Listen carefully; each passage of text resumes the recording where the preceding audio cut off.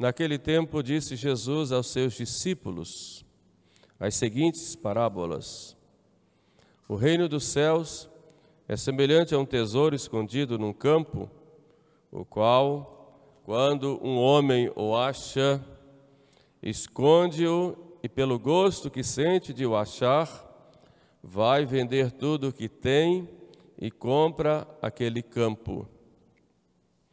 O reino dos céus é também semelhante a um negociante que busca belas pérolas. Tendo encontrado uma de grande preço, vai vender tudo o que tem e a compra. O reino dos céus é ainda semelhante a uma rede lançada ao mar, que colhe toda a casta de peixes. Quando está cheia, tiram-na para fora e, sentados na praia, escolhem os bons para os recipientes e deitam fora os maus. Assim será também no fim dos tempos. Virão os anjos e separarão os maus do meio dos justos e os lançarão na fornalha ardente, e ali haverá choro e ranger de dentes. Compreendestes tudo isto? Eles responderam: sim. Ele então disse-lhes: é por isso que todo o escriba instruído no reino dos céus é semelhante a um pai de família que tira de seu tesouro coisas novas e coisas velhas. Laus tibi Christe.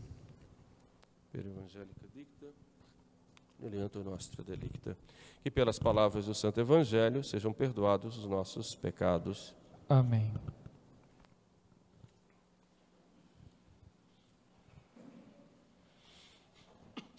Queridos irmãos, aqui da capelania de Nossa Senhora do Perpétuo Socorro, daqui da cidade de Volta Redonda, queridos irmãos que nos acompanham nos diversos locais, não só aqui no estado do Rio, mas também em outros estados do Brasil, que já vem nos acompanhando durante esses últimos tempos.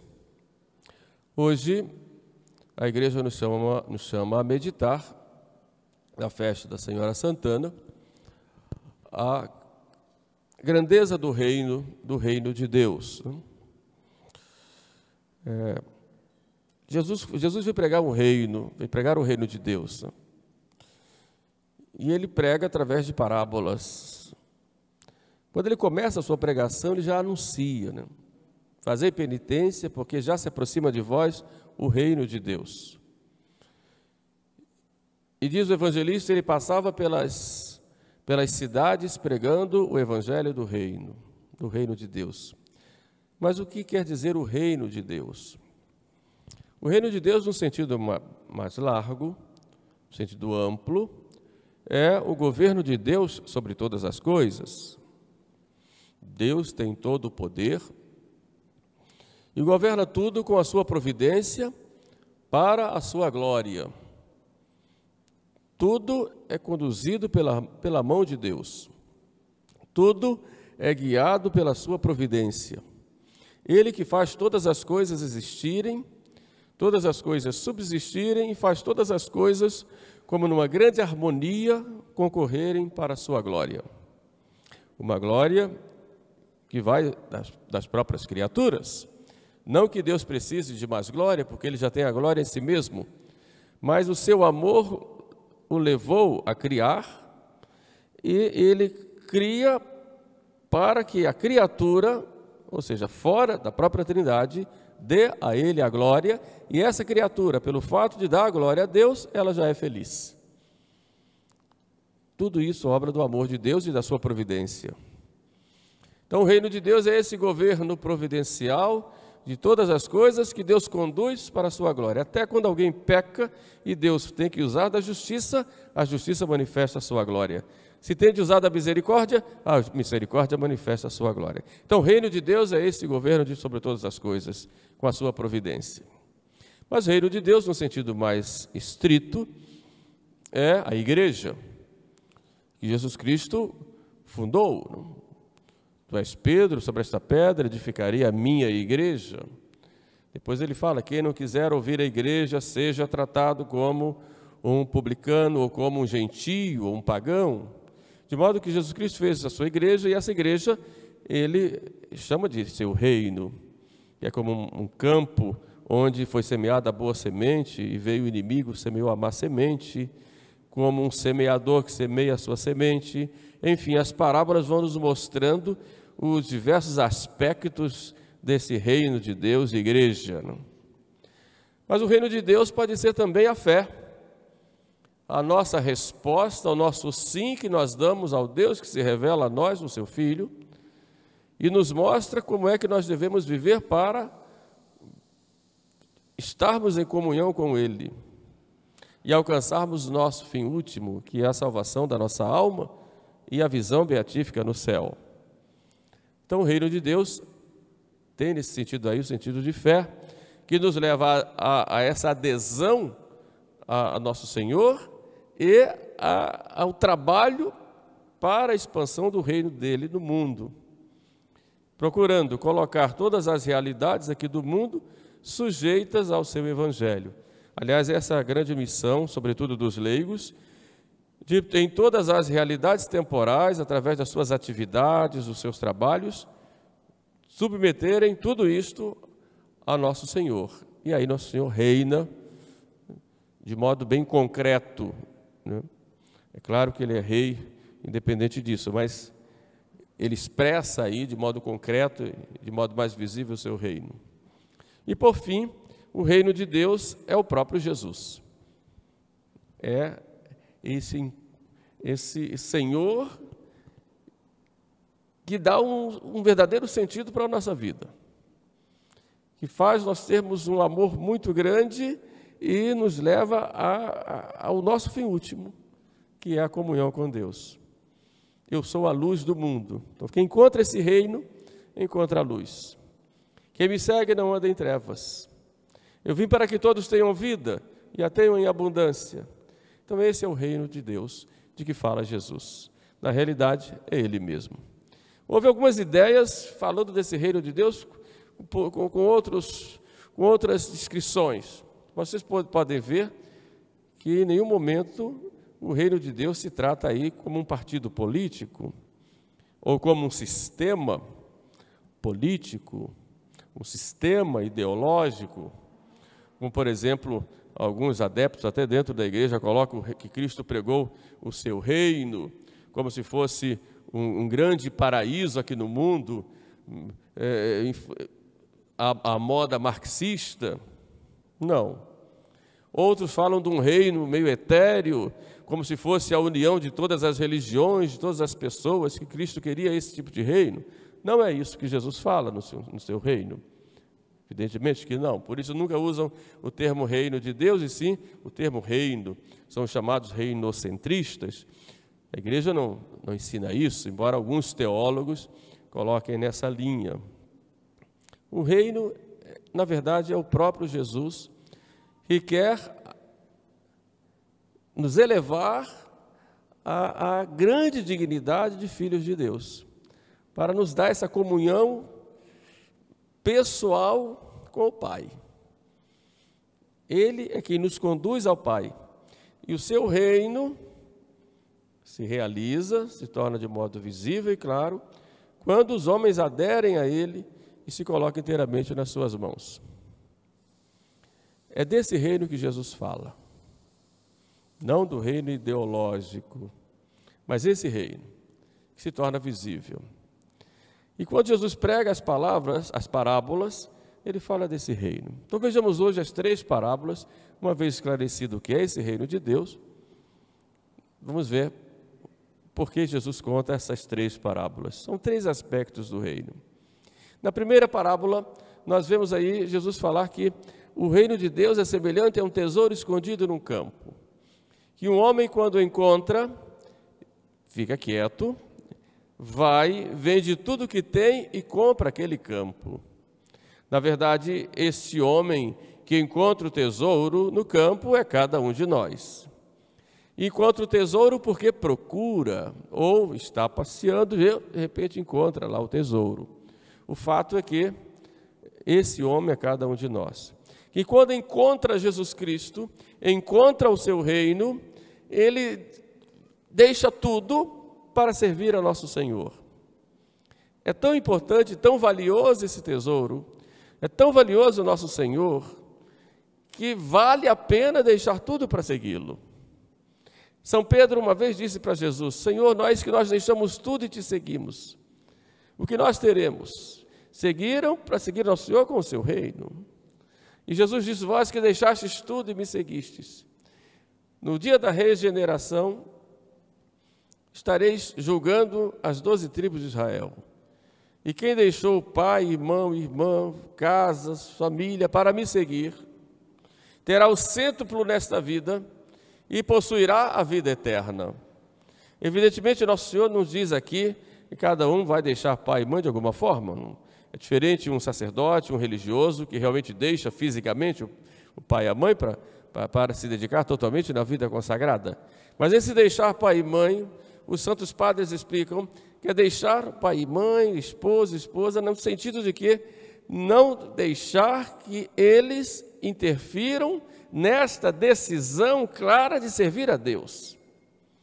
Ou seja, que em nenhum momento ninguém ou qualquer coisa no mundo interfira e nos atrapalhe de servir a nosso Senhor.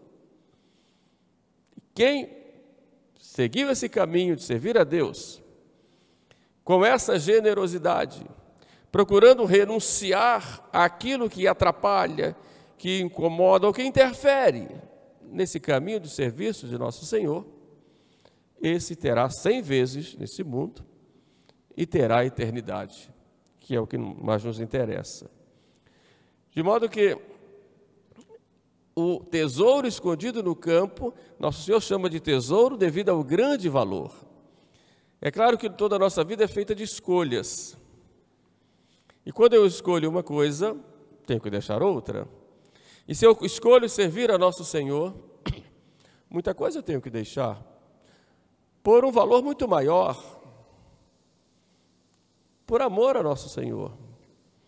Não é correto as pessoas colocarem a religião como se fosse um código de coisas permitidas ou proibidas. Muita gente acha que ser católico ou ser cristão não pode isso, não pode aquilo outro. Ora, o que nosso Senhor quer é o nosso coração.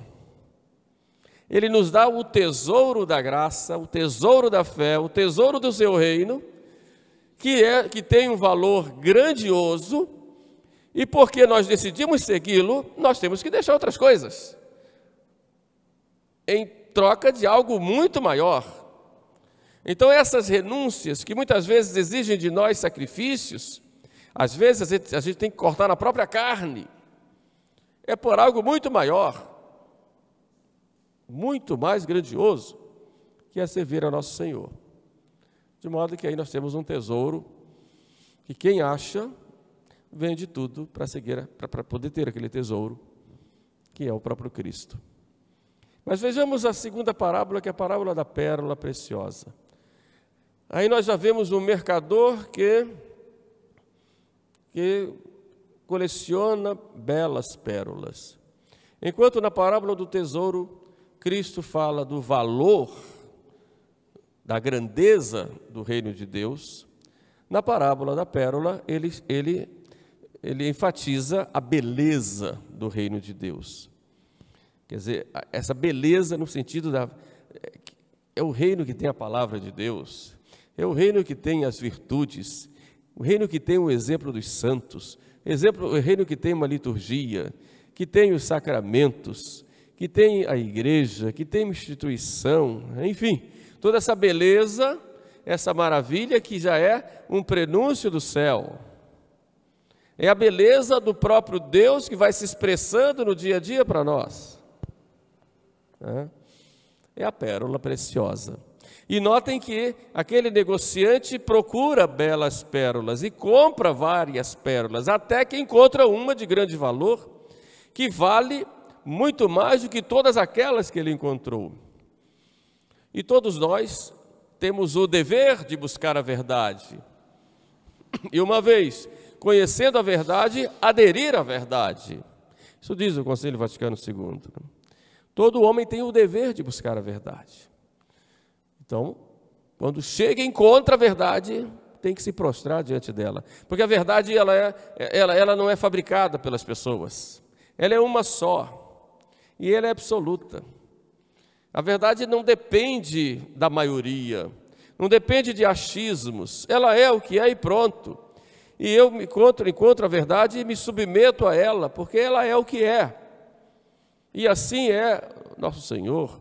Assim é a igreja. Então, quando eu encontro a verdade que está na igreja, que a igreja me transmite, eu tenho que me submeter. E por ela mesma, ela já ilumina por si mesma. E me submeto. Essa pérola preciosa que eu encontro. Então, eu tenho o dever de buscar. Por isso você vê na primeira parábola, nós vemos aquele homem que encontra um tesouro.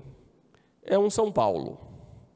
Um São Paulo que vai para prender os cristãos e que Jesus aparece e diz: Saulo, Saulo, por que me persegues? Ele cai, já se levanta convertido, porque encontrou o tesouro que era Jesus. Já a pérola é um Santo Agostinho, que tinha uma vida de pecados, tinha se tornado maniqueu, herege, depois se defende a heresia, né? Depois ele vai visitar a igreja de Milão, vai conhecer Santo Ambrósio, queria conhecer a sua pregação, pela curiosidade própria de um grande autor, ou da retórica que tinha Santo Ambrósio, e ele vai sendo conquistado, e aos poucos ele vai lutando, Nosso Senhor vai iluminando, e ele então se converte. Mas é um processo, é o negociante que vai procurando até que encontra e diz: pronto, é aqui meu lugar. É a parábola da pérola preciosa. E tem um grande valor também. Assim é o reino de Deus. Nós encontramos o reino de Deus, que é a igreja. Nós já temos esse tesouro na mão. Como nós devemos valorizar isto? Meu Deus, eu sou católico. Muito obrigado, Senhor. Enquanto eu poderia hoje estar adorando a ídolos, acendendo vela para o diabo, ou poderia estar no ateísmo, poderia estar afastado de vós, mas sou católico, sou da vossa igreja. Isso é uma graça, Senhor. O Senhor me deu esta pérola preciosa para eu cuidar com carinho. O Senhor me deu esse grande tesouro. E que tesouro! Eu tenho a vossa palavra, tenho a vossa igreja, tenho os sacramentos, tenho os pastores, enfim, Senhor, tenho todo esse tesouro. Tenho exemplos de centenas e milhares de santos na minha história, na história da igreja, que me mostram o caminho e me mostram as graças e a obra que o Senhor fez na vida de cada um deles para conduzi-los ao céu. Todo esse tesouro que tem a igreja, toda essa bagagem de 2000 anos está nas nossas mãos, como um tesouro escondido que muita gente não conhece, como uma pérola preciosa. Obrigado, Senhor. Só que eu tenho um tesouro que muitas vezes eu nem observo, mas ele está lá. Tenho um tesouro que eu descuido, posso perder a qualquer momento, pelo pecado, por uma situação em que eu me envolva, por uma atitude, por uma palavra. É um tesouro que eu posso perder, Senhor, que está no vaso de barro, que na verdade é a minha própria vida. E eu me exponho nesse mundo de tantas formas, com tantas ideias, com tanta gente contra a igreja e querendo arrancar de mim esse tesouro. Você é católico? Isso já era. A igreja fez muito mal à sociedade, a igreja maltratou muita gente, a igreja é uma megera, a igreja fez isso, a igreja fez aquilo, a igreja mandou matar os índios, a igreja fez inquisição, a igreja foi contra a ciência, só acusações e mais acusações falsas e falsas para arrancar de nós esse tesouro. Não nos deixemos iludir, isso é maldade, maldade do inimigo, o diabo quer arrancar isso de nós.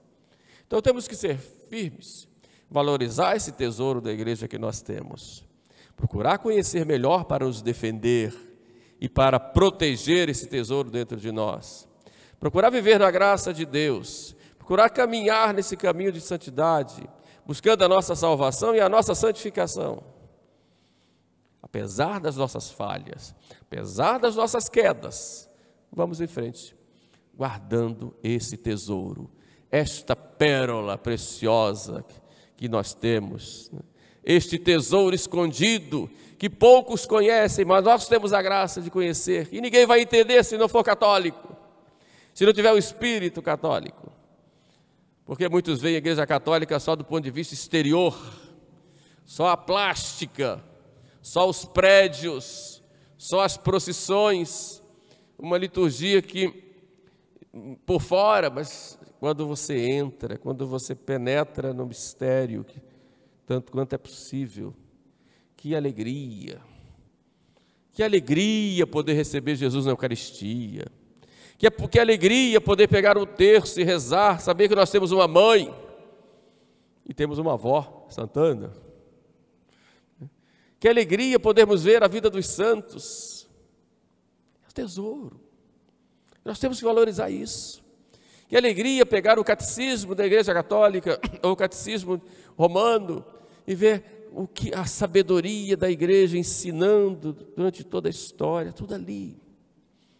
Que alegria a igreja responder aos desafios em todos os tempos, aplicando na história, diante das diversas circunstâncias, aplicando o Evangelho e mostrando as soluções em todos os tempos. Esse é o tesouro que o católico tem e não valoriza. E devia valorizar mais. E não valoriza. Muitas vezes deixa a igreja católica, joga esse tesouro fora para ir buscar outras coisas, longe, enquanto tinha um tesouro. As duas parábolas nos mostram exatamente isso. Mas Jesus fala uma terceira parábola, que é a parábola da rede. O reino dos céus é semelhante a uma rede lançada ao mar, que colhe toda espécie de peixes, bons e maus. É o reino de Deus. Assim é a igreja. Todos nós somos peixes dessa igreja. Na realidade, o peixe sempre foi símbolo de Cristo, né? Pelas iniciais da palavra peixe em grego, né? Sempre foi símbolo de Cristo ou do cristão, porque nós somos outros cristos, né? Os cristãos, no início da época da perseguição, quando queriam se dar a conhecer, desenhavam um peixe, aí o outro sabia que ele era cristão, era um código, né? Nós somos esses peixes, bons e maus. Não deveríamos ser maus, né? Mas somos. Pelo nosso mau exemplo, pelo nosso pecado, por nossas atitudes erradas, não é? Pela nossa preguiça espiritual, pelo nosso descuido em vivermos a nossa fé. Mas somos peixes todos. Tanto que Jesus, quando chamou Pedro, disse: você vai ser pescador de homens. Somos peixes. Então a igreja é assim, é uma rede com peixes, bons e maus. Então nós não devemos nos escandalizar se na igreja tem pessoas ruins, a começar por nós, por nossos pecados. Por isso na igreja nós não podemos ficar julgando uns aos outros. É que o padre fulano fez isso, é que a irmã fulana fez aquilo, é que a coordenadora ou o coordenador fez aquilo outro, é que o irmão da igreja fez aquilo outro. Não ficar julgando ninguém e querendo uma igreja só de puros. Isso só vai ser no fim do mundo, porque por enquanto já estamos todos juntos, bons e maus. E Deus permite, como permite? Permite para que os bons se purifiquem mais, cresçam mais, deem um exemplo, e para que os maus se convertam, olhando o exemplo dos bons. É verdade que os inimigos da igreja eles penetram dentro da igreja para corromper Então nós temos que ter firmeza na nossa fé, na doutrina, para não nos deixarmos corromper. Porém, a igreja vai ser sempre assim. Não podemos ficar julgando e dizendo aquele é bom, aquele é mau, aquele é bom, aquele é mau. Querer dividir a igreja. Deus deixa todos juntos. Isso o próprio Cristo falou. Não podemos ficar julgando pessoas, intenções de pessoas. Podemos julgar fatos, esse fato é bom, esse fato não é bom, objetivamente falando. Agora dizer fulano vai para o inferno, ciclano está condenado, nunca podemos dizer isso. Porque até na hora da morte a pessoa pode se converter, ou pode se condenar, se numa tentação cair no pecado mortal. É claro que a tendência é a árvore cair para o lado que ela está pendendo. Por isso a gente tem que procurar viver sempre bem, na graça de Deus. Não ficarmos julgando. Deixa que Deus faz isso e vai fazer no fim do mundo. E é só no fim do mundo que vai haver essa separação dos bons e dos maus. Os bons, céu, vida eterna. Os maus vão ser condenados no inferno. Isso é dogma. O juízo final vai ser assim. Todos ressuscitados, bons no céu, maus no inferno. É o que diz a Sagrada Escritura e é o que diz o dogma da igreja, o juízo final. Mas por enquanto não é o juízo é de Deus e vai ser no fim do mundo.